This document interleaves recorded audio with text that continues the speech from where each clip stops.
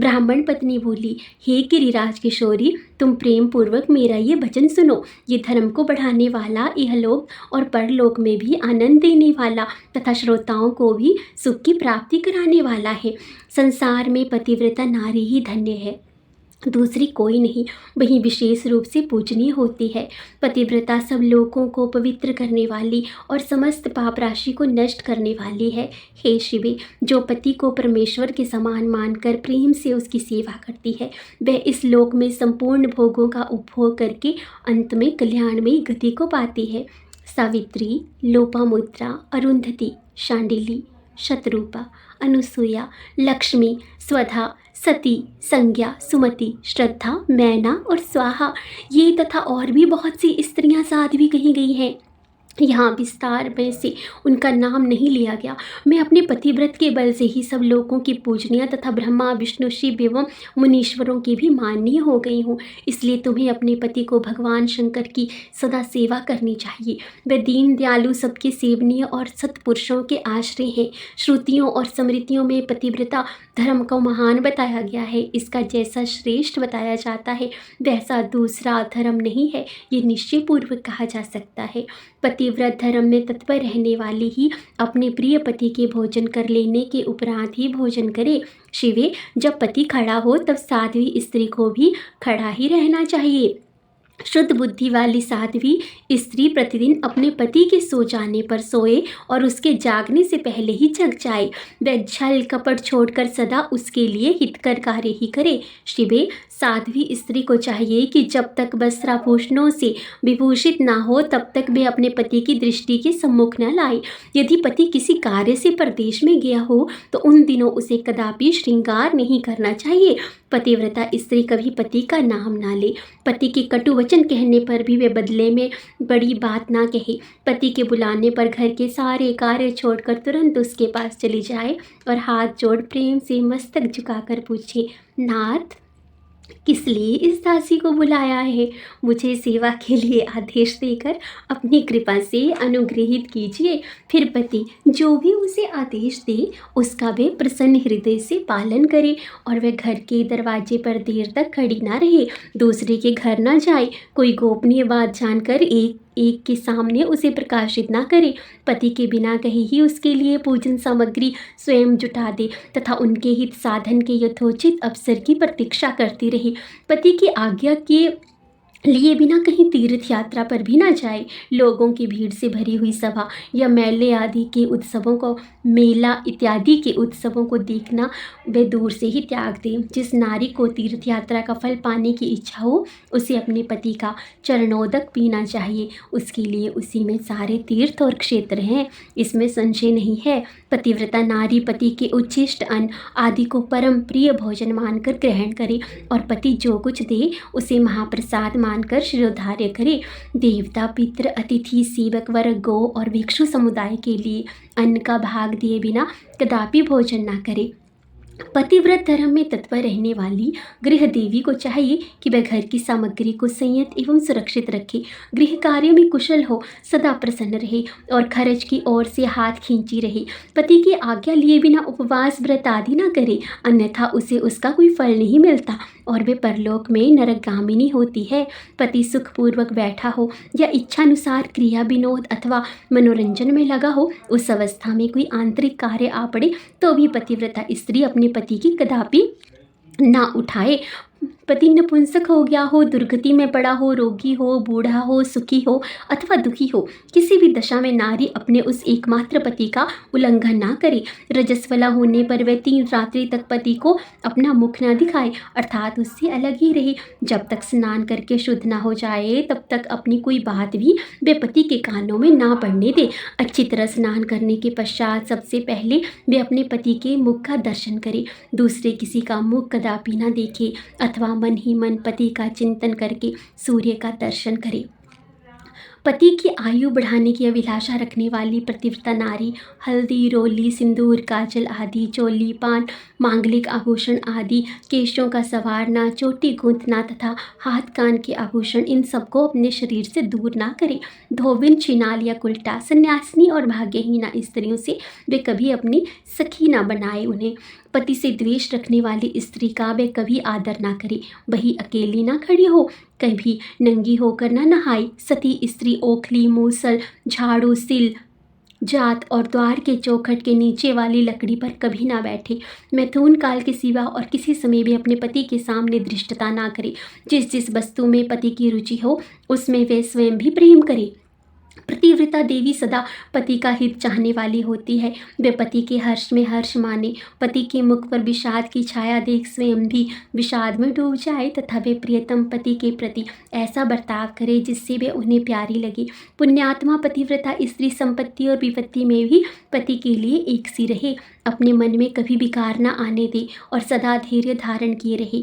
घी, नमक, तेल आदि के समाप्त हो जाने पर भी पतिव्रता स्त्री पति से सहसा ये ना कहे कि अमोघ वस्तु नहीं है। वे पति को कष्ट या चिंता में ना डाले।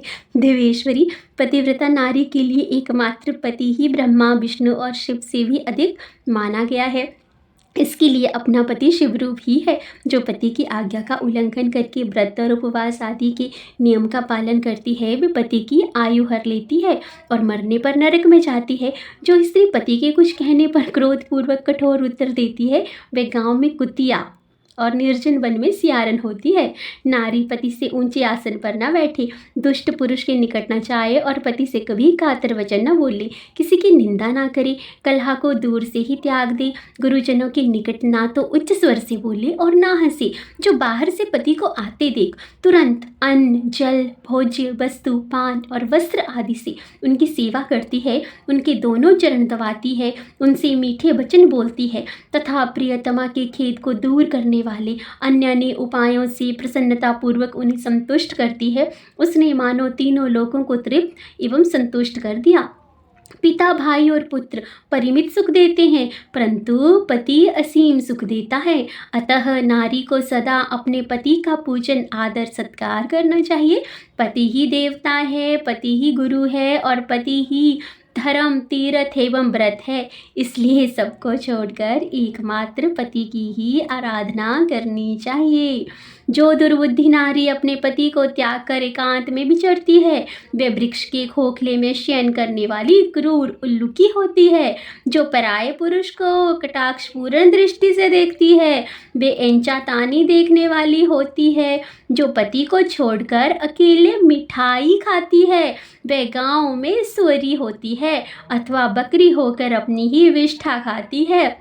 जो पति को तू तू कहकर बुलाती है वे तो गूंगी होती है। जो सोत से अपनी सोतन से भी मतलब सदा ईर्ष्या रखती है वे दुर्भाग्यवती होती है। जो पति की आंख बचाकर किसी दूसरे पुरुष पर दृष्टि डालती है वे कानी, टेढ़े मुंह वाली तथा कुरूपा होती है। जैसे निर्जीव शरीर तत्काल पवित्र हो जाता है उसी तरह पतिहीना नारी भली भांति स्नान करने पर भी सदा अपवित्र ही रहती है।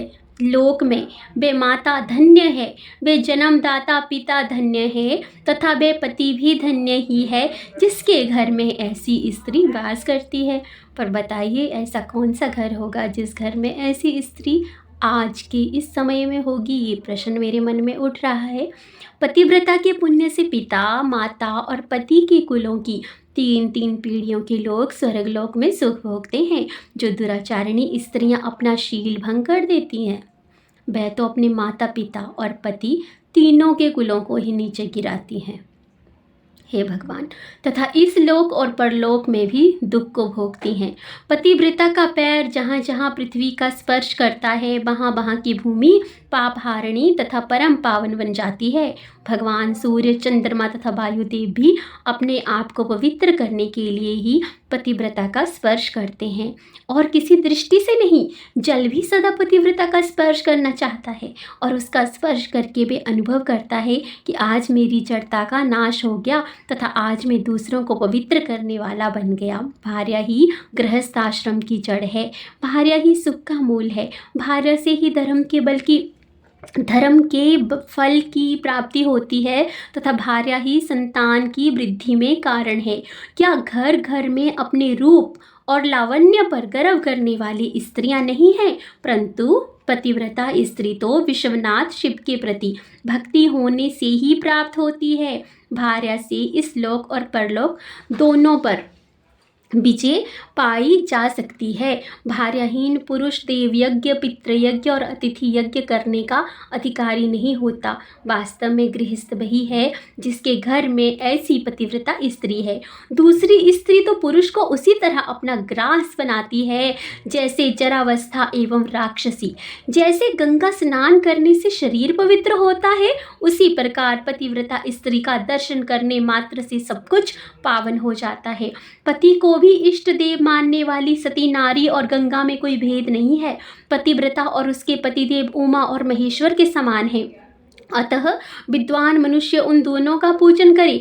पति प्रणव है और नारी वेद की ऋचा। पति तप है और स्त्री क्षमा। नारी सत्कर्म है और पति उसका फल। शिवे सती नारी और उसके पति दोनों दंपत्ति धन्य है। हे गिरि राजकुमारी, इस प्रकार मैंने तुमसे पतिव्रता धर्म का वर्णन किया है। अब तुम सावधान हो, आज मुझसे प्रसन्नता पूर्वक पतिव्रता के भेदों का वर्णन सुनो। देवी, पतिव्रता नारियां उत्तमा आदि में से 4 प्रकार की बताई गई हैं, जो अपना स्मरण करने वाले पुरुषों का सारा पाप हर लेती हैं। उत्तमा, मध्यमा, निकृष्टा और अति निकृष्टा, ये पतिव्रता के 4 भेद हैं। अब मैं इनके लक्षण बताती हूँ, ध्यान देकर सुनो। भद्रे, जिसका मन सदा स्वप्न में भी अपने पति को ही देखता है, दूसरे किसी पर पुरुष को नहीं देखता, वह स्त्री उत्तमा या उत्तम श्रेणी की पतिव्रता कही गई है। शैलजे, जो दूसरे पुरुष को उत्तम बुद्धि से पिता, भाई एवं पुत्र के समान देखती है, वह मध्यम श्रेणी की पतिव्रता कही गई है। पार्वती, जो मन से अपने धर्म का विचार करके व्यभिचार नहीं करती, सदाचार में ही स्थित रहती है, उसे निकृष्टा अथवा निम्न श्रेणी की पतिव्रता कहा गया है। जो पति के भय से तथा कुल से कलंक को लगने से डर से व्यभिचार से बचने का प्रयत्न करती है, उसे पूर्व काल के विद्वानों ने अति निकृष्टा अथवा निम्नतम कोटि की पतिव्रता बताया है। शिवे, ये 4 प्रकार की पतिव्रताएं समस्त लोगों का पाप नाश करने वाली और उन्हें पवित्र बनाने वाली हैं। अत्रि की अनुसुईया ने ब्रह्मा, विष्णु और शिव, इन तीनों देवताओं की प्रार्थना से पतिव्रत के प्रभात का उपभोग करके वराह के शाप से मरे हुए एक ब्राह्मण को जीवित कर दिया था। शैल कुमारी शिवे, ऐसा जानकर तुम्हें नित्य प्रसन्नता पूर्वक पति की सेवा करनी चाहिए। पति सेवन सदा समस्त अभिष्ट फलों को देने वाला है। तुम साक्षात जगदम्बा महेश्वरी हो और तुम्हारे पति साक्षात भगवान शिव हैं। तुम्हारा तो चिंतन मात्र करने से स्त्रियां पतिव्रता हो जाएंगी। देव, तुम्हारे आगे ये सब कहने का कोई प्रयोजन नहीं है, तथापि आज लोकाचार का आश्रय लेकर मैंने तुम्हें सती धर्म का उपदेश दिया है। ब्रह्मा जी कहते हैं, नारद, ऐसा कहकर वे ब्राह्मण पत्नी शिवा देवी को मस्तक झुका चुप हो गई। इस उपदेश को सुनकर शंकर प्रिया पार्वती देवी को बहुत अधिक हर्ष हुआ।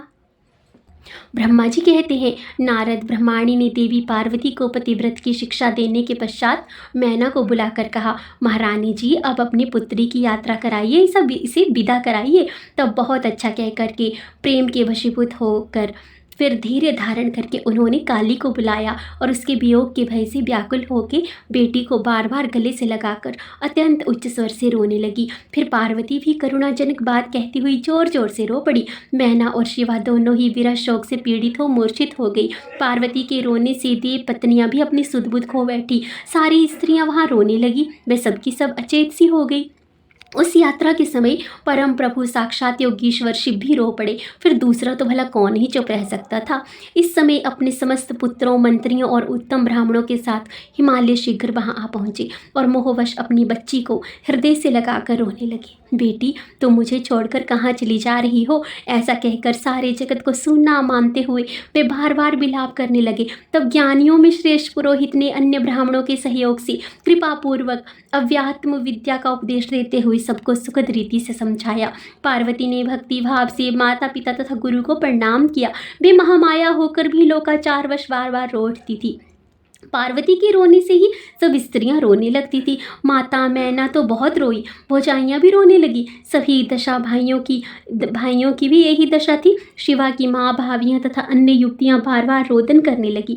भाई और पिता भी प्रेम और सौहार्दवश रोए बिना ना रह सके। उस समय ब्राह्मणों ने मिलकर सबको आदरपूर्वक समझाया और ये सूचित किया कि यात्रा के लिए यही समय सबसे उत्तम और सुखद है। तब हिमालय और मैना ने विवेकपूर्ण धैर्य धारण करके शिवा के बैठने के लिए पालकी मंगवाई। ब्राह्मणों की पत्नियों ने शिवा का उस पर चढ़ाया और सबने मिलकर आशीर्वाद दिया। पिता, माता और ब्राह्मणों ने भी अपनी शुभकामना प्रकट की। मैना और हिमालय ने पार्वती को ऐसे ऐसे सामान दिए जो महारानी के योग्य थे। नाना प्रकार के द्रव्यों की शुभ राशि भेंट की गई जो दूसरों के लिए तो परम ही दुर्लभ थी। और फिर उन्हें भगवान को प्रणाम किया और उनकी प्रशंसा करते हुए पुरी को लौट गई। तदंतर कैलाश पहुंचकर भगवान शिव ने पार्वती से कहा, देवेश्वरी, तुम सदा से ही मेरी प्राण प्रिया हो।